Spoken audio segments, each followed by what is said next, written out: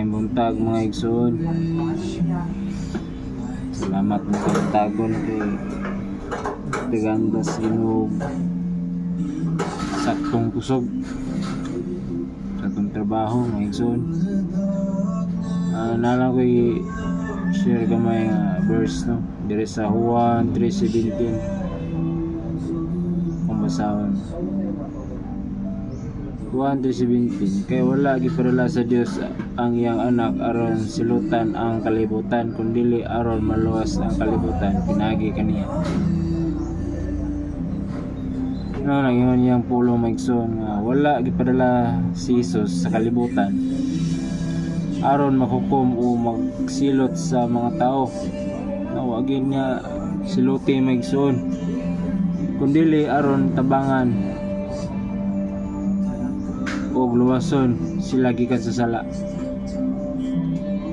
Amen. So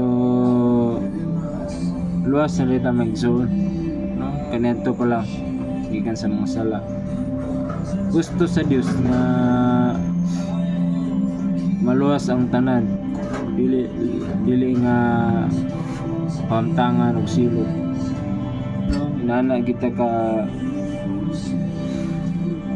Inana kita gihigugmas Ginoo migsuon. Nyari siya gipare niya yung anak. Wala ingon nga